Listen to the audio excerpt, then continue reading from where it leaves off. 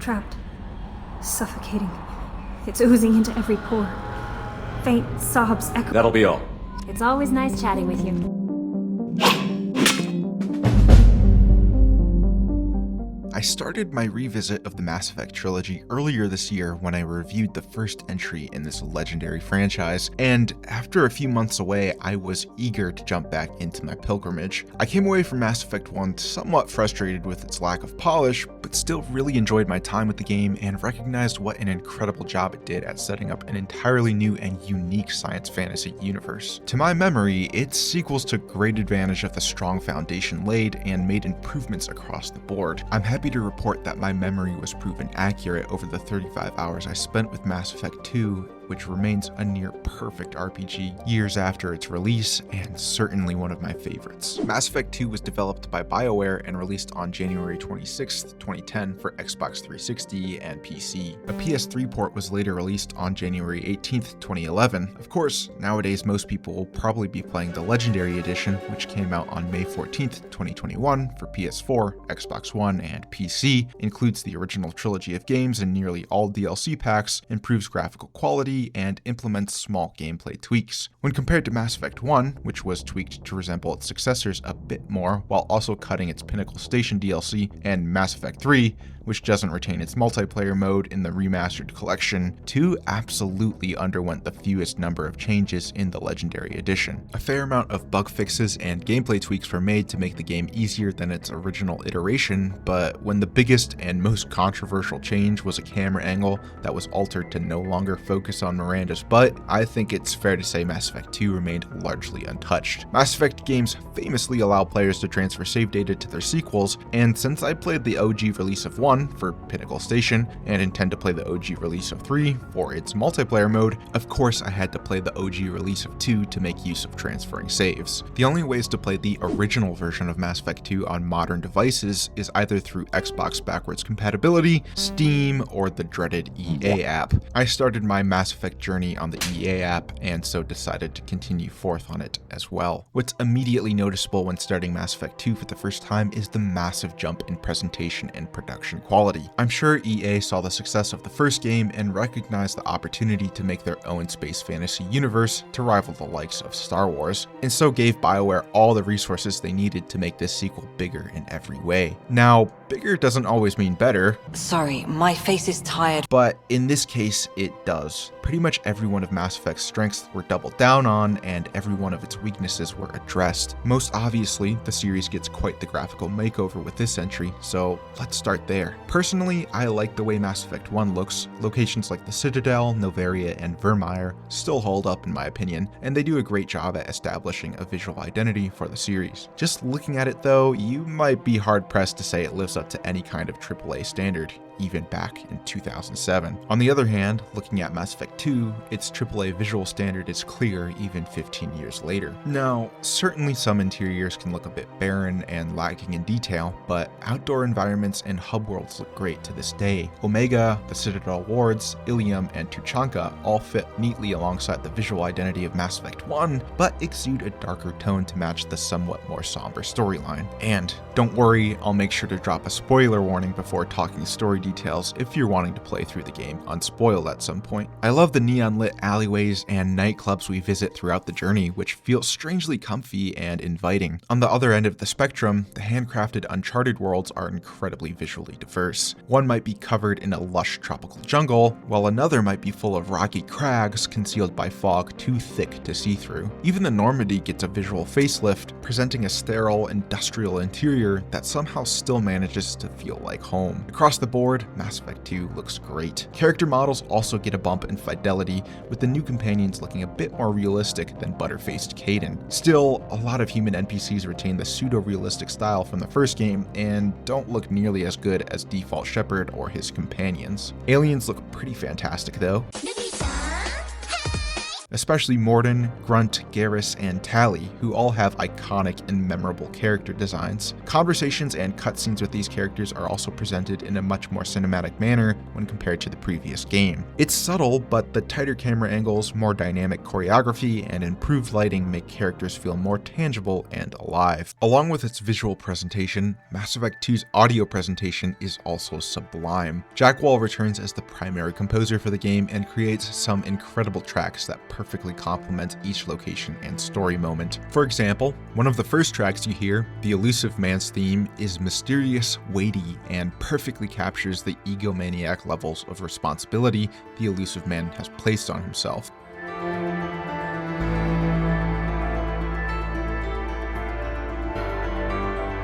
And without spoiling anything, one of my favorite tracks in gaming history plays during the last mission of the game, and it still gives me goosebumps whenever I hear it. Sound effects maintain the same level of quality from the first game, especially when firing off a mini nuke and basking in the resulting lens flare.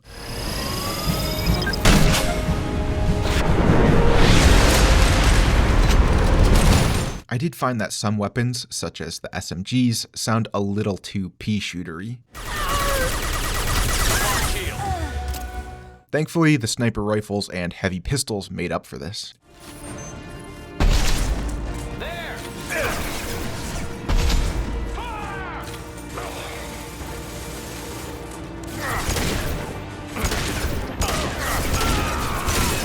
And finally, while on the topic of sound, voice acting is still incredible. Both Shepard's closest companions and random NPCs you'll barely interact with do a wonderful job at embodying their characters. Just one! I'm not moving so well, but I can still pull a trigger, and I got a rocket launcher that the sun hasn't fried yet. I am the very model of a scientist Solarian. I've studied species Turian, Asari, and Batarian. I'm quite good at genetics as a subset of biology because I am an expert, which I know is a tautology. There isn't ever a moment I think, hey, Mordin isn't actually real, he's the voice actor Michael Beatty trying to sound like a nerdy alien. Instead, I just think, wow, I love Mordin and he sounds exactly how he looks, if that makes sense. I will say, although I can't really picture anyone else voicing male Shepard, Mark Mear's performance didn't really sell me this playthrough. I feel as though he's a bit too monotone in his delivery at times. There's certain moments that seem like they should be a bit more playful or a bit more melancholic, but male Shepard's tone doesn't really match the vibe fully. I think you're taking the human-machine interface a little far. Building the defense towers was just a cover story. The Alliance sent you here to investigate me, didn't they? Still, he has some good moments too. Step away from the reactor. You've ruined everything. I can't hear the whispers anymore. Turn around. Now! And I'm certainly not saying his voice acting is bad, it just didn't work for me fully this time around. I can't speak to Jennifer Hale's performance as female Shepard, as I have yet to do a FemShep playthrough. So in terms of presentation, Mass Effect 2 is an audio and visual stunner. The insanely high quality graphics, music, sound design, and voice acting are apparent within the first 10 minutes of the game, which, again, I'll cover more in a story spoiler section. Just let it be known that this is one of the most memorable and iconic openings to a game ever, and it's extremely effective at setting the player's expectations very high, from both a presentational and story perspective. Now, after the production quality, which is immediately apparent, the next thing you'll notice when playing Mass Effect 2 is a combat system that's much more mechanically sound and enjoyable than the first games. Pointing and shooting feels a lot better this time around, as accuracy is no longer determined by how many skill points you decide to invest in a skill tree. That's already a major improvement that makes combat a lot more fun, but enemy AI is also significantly better. There's a wide berth of enemy types, ranging from your standard grunts to tanky damage sponges and mini-bosses. Most standard enemies will take cover behind the myriad of waist-high crates littering each mission area, but others will rush in as swarms of melee attackers. This behavior isn't too dissimilar from enemy AI in Mass Effect 1, but it's just executed much better. And each enemy faction, whether it be Vorcha, Geth, Collectors, or Mechs, have their own distinct fighting styles, weapons, and armor types. The snappier shooting mechanics and improved enemy AI are supported with the introduction of a new cover system. There was a pretty weak cover system in the original Mass Effect, which automatically triggered when players neared objects in the environment. It never felt well tuned though, and seem more like an afterthought than an integral design choice. Mass Effect 2 adopts a strict cover system, much more similar to Gears of War or Uncharted than its own predecessor. Although cover-based shooting is considered of the time and outdated now, I still feel like it works really well for what it is, and I vastly prefer it to the wide open spaces of the previous game. Moving in and out of cover can feel a little rough, and Shepard never feels quite as fluid as you might want him to be, but sheltering behind a crate or conveniently placed wall and popping out every so often to land a headshot is still really satisfying. Levels are designed around cover, and you absolutely need to make use of it most of the time, as even though this isn't a very challenging shooter, standing out in the open is a great way to melt your health bar.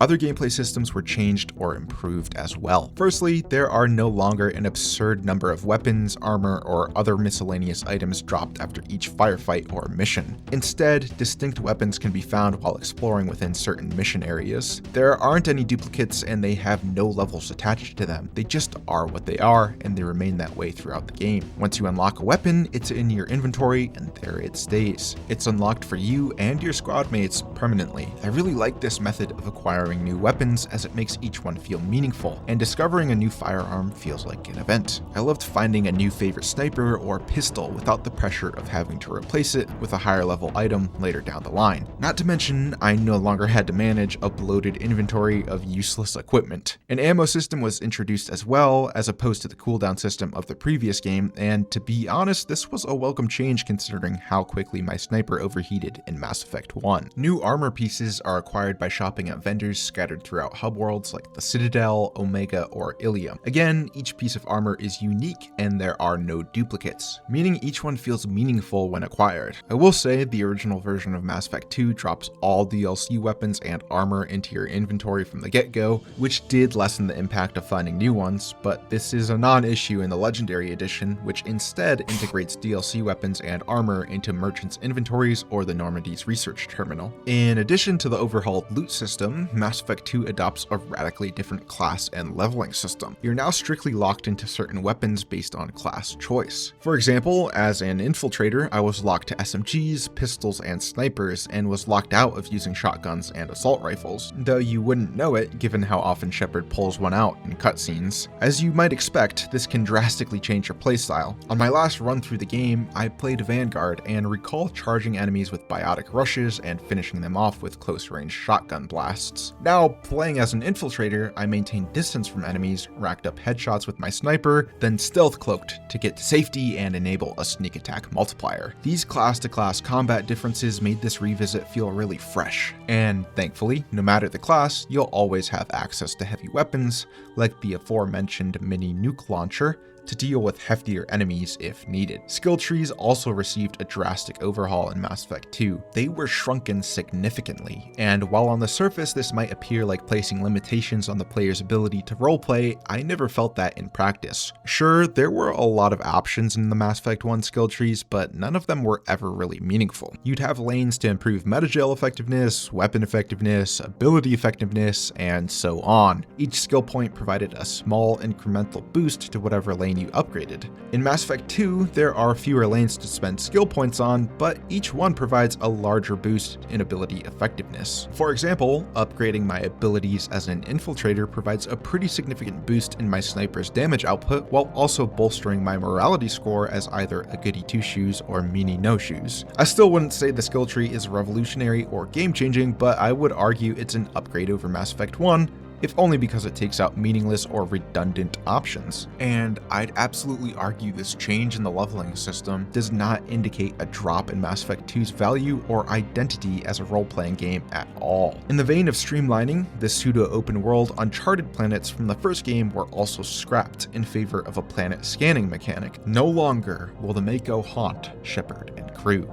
Instead, scanning planets allows us to gather resources that can be used at a research terminal to upgrade our weapons, armor, abilities, and the Normandy itself. Occasionally, scanning a planet might also reveal a landing site that triggers a side quest. These are usually short detours with not very consequential narratives, but they take you through handcrafted, easily maneuverable locations, unlike the Uncharted worlds from Mass Effect 1. I scanned and landed on every possible planet, and while this process became repetitive later on, I still enjoyed a handful of these optional detours and felt they were quality additions to the already plentiful number of core story missions. So across the board, all of the weaker gameplay elements in Mass Effect, from combat to loot to leveling, were improved. Of course, one of the best aspects of the first game was its dialogue system, which gave players agency over the relationships with other characters and the story itself. Thankfully, everything that made the system great makes a return here. Exploring each hub world and speaking with their many inhabitants is enjoyable on its own, as conversing with others is one of the best ways to learn more about the deep, complex world of Mass Effect. Starting up a conversation can also lead to cute, fun, and interesting moments too, and might provide the player with some credits or experience to reward engaging with the world. Take for example these two Krogan arguing over whether fish live in the waterways of the Citadel Presidium. Listening in on their conversation, discovering that sadly there are no fish living on the Citadel due to life support rationing, and subsequently informing the two bickering Krogan of the truth rewards the player with an interesting lore tidbit about the Citadel, a cute moment between the temporarily innocuous hulking aliens, and some credits and experience points that will help the player in upgrading Shepard's effectiveness in combat. This is the perfect way to handle conversations and reward exploration. Of course, there's also the morality slant upholding the dialogue system too. Much like BioWare's previous games, there's not much nuance when it comes to moral dilemmas. You can either be a good person, aka Paragon, or a bad person, aka Renegade. If you choose to fence it, you are punished for it. Some incredibly important story decisions will require a high score in either moral direction, so you're best off focusing on one. If you don't,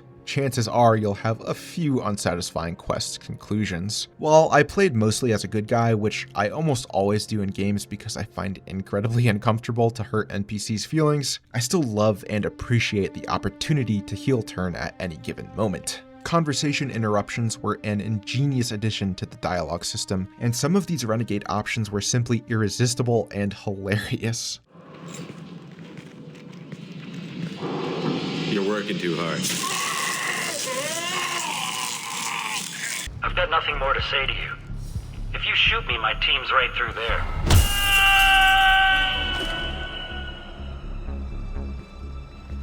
How about goodbye? When we cure the Genophage, Warlock Gold will rule all Krogan. The Krogan rebellions will become— You talk too much. See? The human cannot hit a simple target.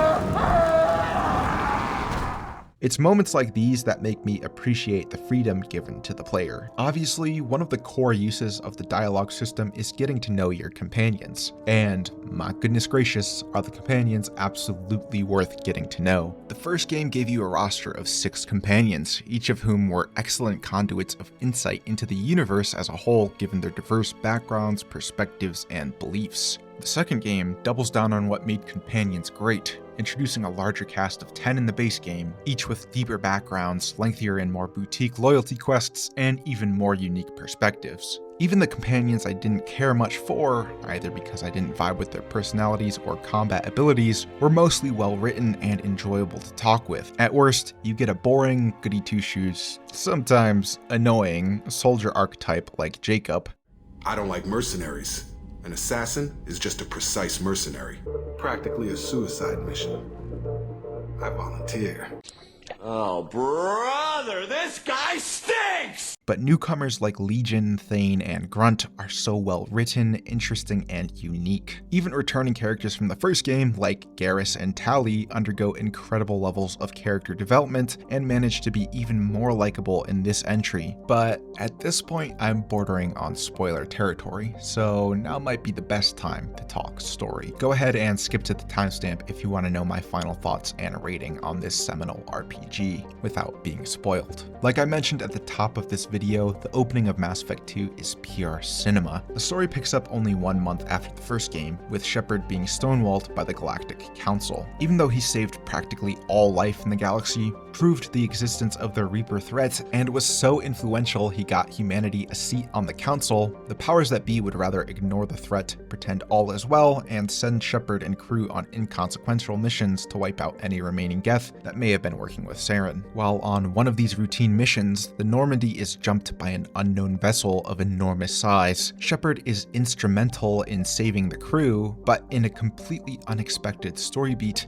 he's killed off himself. This intro ranks up there with the likes of Uncharted 2 and Knights of the Old Republic for me in terms of sheer memorability. It's such a great way to get players invested right off the bat. Of course, you need to have a character to play as, so Shepard is resurrected 2 years later by Cerberus's Project Lazarus. Cerberus is an organization that claims to fight for a better future for humanity, but often does so through unethical means. In the previous game, Cerberus was relegated to side quests, but this time around, they're front and center. The mysterious elusive man, the sole executive of Cerberus, ironically, considering Cerberus has 3 heads in Greek mythology, is responsible for orchestrating Shepard's resurrection. He believes that bringing back the Spectre and hero that saved the galaxy is the only way to stop the inevitable Reaper invasion. And time is of the essence, as entire human colonies are disappearing seemingly overnight. With few other leads, Reaper involvement is strongly suspected. Story decisions made in the previous game are carried over when importing an existing character, but if you're jumping into the series starting with Mass Effect 2, there's an interactive comic called Genesis that will play shortly after the game's intro. Strangely, this comic still played for me even when I imported Shepard from the first game. Even stranger, this comic wasn't available when the game first launched. It was made to coincide with the release of Mass Effect 2 on PS3,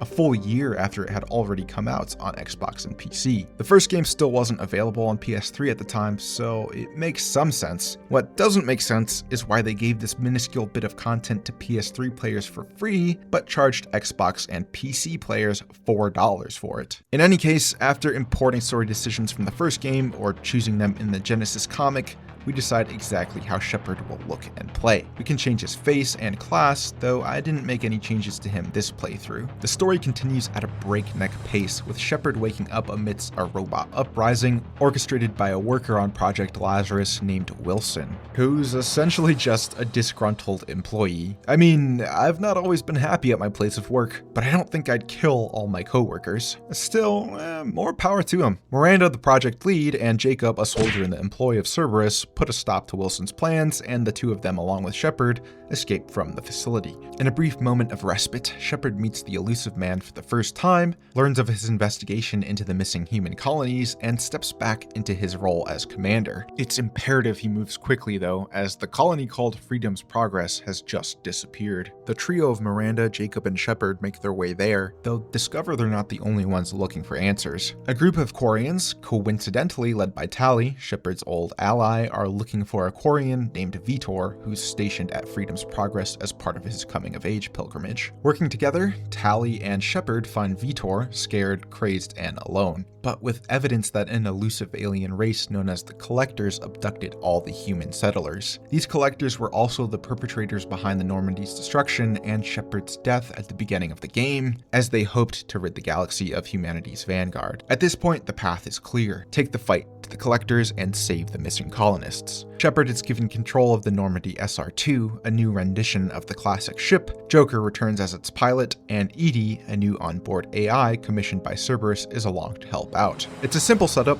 but it's effective and I like it. It gives players a clear direct enemy and goal. There aren't many twists or turns, aside from a couple notable reveals. In a reconnaissance mission aboard the Collector's Dreadnought, we learn that the mysterious aliens are actually Protheans, or at least a twisted, demented version of Protheans. 50,000 years ago, Reapers wiped all intelligent life out in the galaxy, but they kept these guys around, bent them to their will, and now use them as soulless puppets to carry out their mission of eradicating all life in the galaxy once again. It's a cool twist, and it ties the Reapers back into the storyline effectively. Aside from this story wrinkle, and one other like it in the final mission, the core story is pretty one note. And honestly, that works out great, because Mass Effect 2 is almost entirely about the journey, not the destination. To hunt down the collectors, Shepard needs a team of specialists and hardware capable of passing through the treacherous Omega-4 mass relay that the collectors reside beyond. The bulk of the game consists of recruiting and acquiring said team and hardware. This will have Shepard traveling across the galaxy in search of the best and brightest, and each recruitment mission is incredibly enjoyable. Hopping across the galaxy is extremely effective at further developing the lore and world of Mass Effect, with rich new locations like Omega and Ilium, introducing new factions, alien species, and characters. But, of course, the stars of each mission are the companions themselves. I already covered them a bit in the non-spoiler section of the video, but each recruitment mission gives good insight into each member of the incredibly diverse cast. My personal favorites are Mordin, the innocuous-looking doctor, who's actually a former member of the Solarian Special Task Group, Tali and Garrus, who returned from Mass Effect 1 and have both developed into strong leaders in the 2 years Shepard was absent, and Legion, a Geth platform that actively opposes the heretical Geth offshoots that serve the Reapers. These characters really get a chance to shine in their individual loyalty missions, which serve to reveal more about their personalities and grow their trust in Shepard. Technically, all loyalty missions are optional, but not only will foregoing them affect the outcome in your battle against the collectors, you'd be missing out on a lot of what makes Mass Effect special by avoiding them. Some incredibly important character moments happen between Shepard and his companions on these quests. For example, during Mordin's loyalty mission, you learn increasingly more about the role he played in modifying the genophage, affecting all Krogan life, effectively stunting them as a society. You can see the guilt he wrestles with and the mental gymnastics he has to pull to justify his actions. There's a lot of nuance in this interaction and in Mordin's character. Playing through this technically optional loyalty mission not only rewards the player with fantastically written character and story moments, but it also pays dividends in Mass Effect 3 as well, in which Mordin continues his character arc. This is masterful writing, and it's really bold that BioWare made this subplot, and every other companion subplot, completely optional if the player didn't want to engage with it. But again, this fits right in with the theme and idea of player choice and freedom. Of course, a lot of the establishing work done to give players freedom in Mass Effect 1 is paid off here as well. Small story beats, like getting letters in the mail from minor characters you may have chosen to help out in the first game, crop up every once in a while during a playthrough. Sometimes you'll even interact with these minor characters who are out and about on business throughout the galaxy. Honestly, it did kind of give the universe a convenient, small galaxy feel to it, especially when like 5 characters from the first game are all located in one small port on Ilium, but I still enjoyed getting to see the continuation of seemingly inconsequential plot threads from game to game. And it also increases the replay value of the first game, given these characters may not make an appearance in the second game unless you transfer a save from Mass Effect 1. More major choices in Mass Effect 1, like if you successfully told Rex to stand down on Vermeer, if you decided to save the Council or let them perish, and which squad mate you decided to start a relationship with, if any, were also respected and further built on. Shepard's romance with Ashley carried over from my playthrough in the previous game, though she pretty much just got mad at him for working with Cerberus and all but broke up with him. This was okay in my book, as this was probably my least favorite subplot in all of Mass Effect 1. I didn't care much for Ashley, not because she was xenophobic, but because she constantly recited bad poetry. Death closes all. But something ere the end, some work of noble note, may yet be done. Ashley tried to walk back the breakup over email, but signed off with more poetry nonsense, so I was more than happy to have Shepard move on. For a lot of players, romance is an important part of Mass Effect's identity. In previous playthroughs, I always paired Shepard up with Tali, because I have a brain, but given I'm trying to experience content I've never played before in my revisit of the trilogy, I went with Miranda this time around. Historically, I never really found her a very compelling character. She's well written, but her character arc isn't as interesting as her crewmates. Essentially, she's someone who resents herself for being genetically engineered to be as close to perfect as possible. On paper, it's a very woe is me subplot, but I actually found it was pulled off pretty well, and Shepard plays a pretty big role in getting Miranda to accept that it's not her gifts that make her special, but how she chooses to use them. Still, I found their romantic interactions to feel pretty shallow, awkward, and almost juvenile in nature, with little to no chemistry involved. Maybe that's just because Shepard has no idea how to interact with women though, as evidenced here. Maybe sometime when I'm not organizing the colony and you're not doing whatever you do.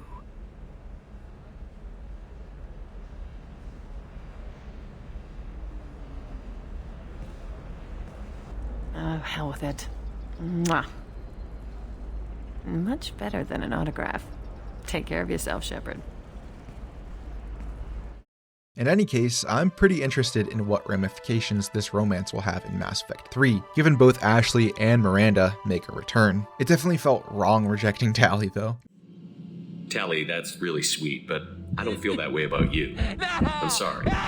Right, of course not. Mass Effect 2 might be all about the journey, but that doesn't keep the destination from being perfect, too. Everything that Shepard does or doesn't do, the relationships he builds, the planets he explores, the lives that he saves, and the lives that he takes, has some level of impact on the final mission of the game, which I still believe to be the best final hour of any video game ever. Maybe any piece of media ever. Establishing trust with Shepard's crew, upgrading the Normandy as much as possible, and completing every bit of content before pursuing the collectors through the Omega-4 relay is enjoyable on its own, but all the player's efforts are rewarded in the outcome of this aptly named suicide mission. Because if you failed to build loyalty with your crew or prepare the Normandy for its journey into the unknown, it can get your squad mates and even Shepard himself killed. I will say, I don't love how you can accidentally put yourself in a bad situation if you decide to play the Reaper IFF story mission too soon. This triggers an awesome set piece moment in which you have to play as Joker, desperately trying to rescue the Normandy from the collectors, who board the ship and abduct the crew while Shepard is out on a mission. It's a cool moment, but it also means that if you don't immediately go after the collectors, Dr. Chakwas, Kelly, and all the other miscellaneous crew members will die. But if you didn't deck out the Normandy and play through all loyalty missions before going after the collectors, chances are some of your companions will die. So really, someone's probably going to die if you don't just save the Reaper IFF mission for last, which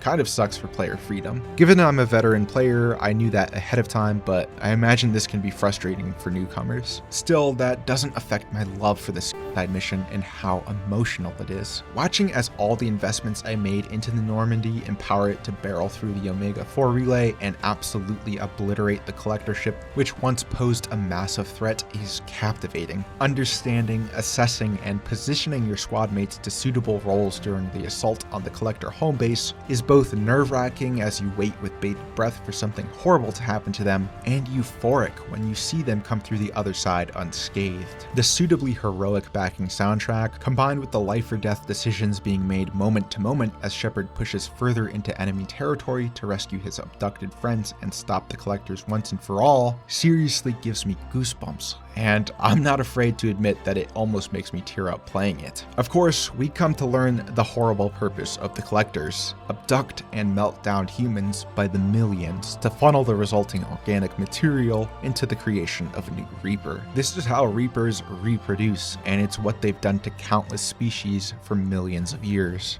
It's really dark and pretty disgusting, and thankfully I was able to save the Normandy's abducted crew from such a horrific fate since I prepared for the suicide mission before acquiring the Reaper IFF, then immediately pursued the collectors afterwards. After witnessing the monstrous purpose of this facility and defeating an abomination that's essentially a human Reaper fetus, it's clear this place should be destroyed. But the elusive man implores Shepard to leave the installation intact, and instead simply wipe out the surviving collectors so that Cerberus can come aboard and study any technology left behind. Now, obviously this is a pretty stupid idea considering it's been shown that any and all Reaper tech is capable of indoctrinating those in close proximity to it. So I chose to destroy it. The elusive man wasn't very happy, but this is a good setup for his shift to being an antagonist in the next game. The ending as a whole is just one nice, satisfying package, especially if you manage to make it out without any casualties. It also adds a lot of replay value if you do end up killing some of your squad, or if you actually want to kill some of them. We get a little tease of the Reapers slowly drifting into the Milky Way, and the game cuts to credits. The base game is fairly substantial and practically perfect,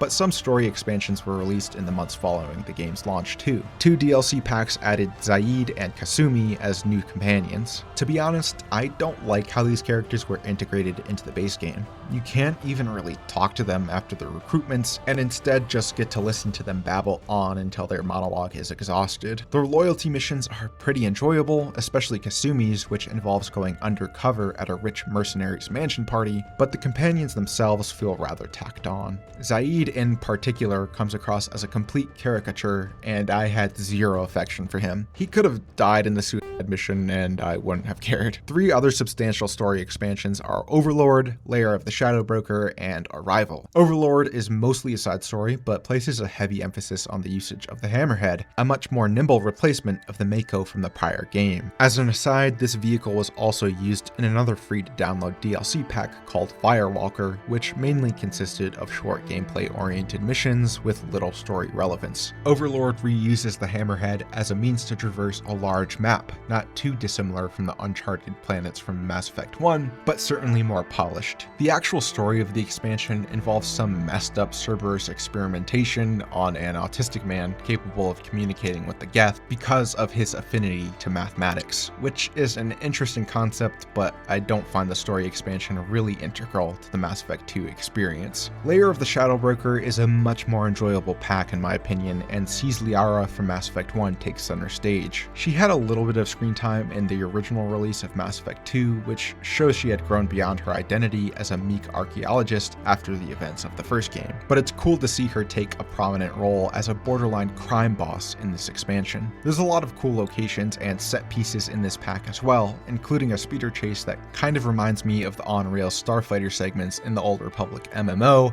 and the chase at the beginning of Attack of the Clones. The story isn't technically necessary to the greater plot, but it gives more context to Liara as a character who remains important in Mass Effect 3, and it's definitely worth playing through. Finally, Arrival serves as the bridge between Mass Effect 2 and 3. A common criticism of 2 is that its whole story is basically a side quest when compared to the events of 1 and 3. I don't agree with that argument because it really is more about the journey than the destination, like I've already said ad nauseum. Still, that critique becomes a lot more understandable when you realize you could probably play Arrival immediately after finishing Mass Effect 1, cutting out everything from vanilla Mass Effect 2, and the story works almost exactly the same. It's also pretty poorly written, as it strangely forces Shepard to go it alone the entire DLC, despite the fact that he's performed every single mission with 2 companions up until this point. Essentially, Admiral Hackett, the very same Admiral Hackett who gave us a bunch of pointless and irritating side quests in the first game, tasks Shepard with tracking down and rescuing a human scientist. We do this, find out she's been indoctrinated by the Reapers, and subsequently destroy the Alpha Mass Relay to prevent the Reapers from using it to quickly invade the galaxy. 300,000 Batarians perish in the resulting destruction of the relay, but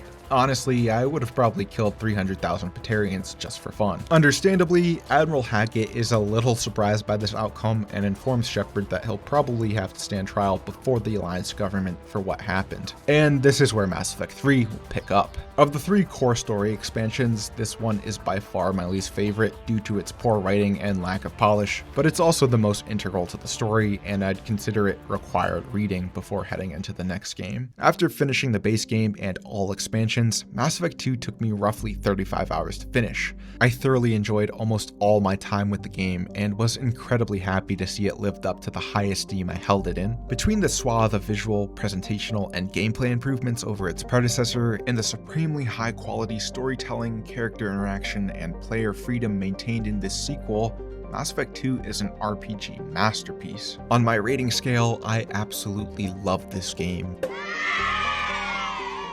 And given it's over 16 years old at the time I'm publishing this review, I feel justified giving it a relic seal of approval, signifying how well it's held up for a game many would consider old at this point. Mass Effect 2 is firmly established as one of my favorite games of all time, and I look forward to returning to it many times in the years to come. If you're interested in more content about Mass Effect, other RPGs, or older games in general, please consider subscribing. It would really help out the channel. Until next time, take care of yourselves and have a good one. Feasting on her biotic-rich blood will be the last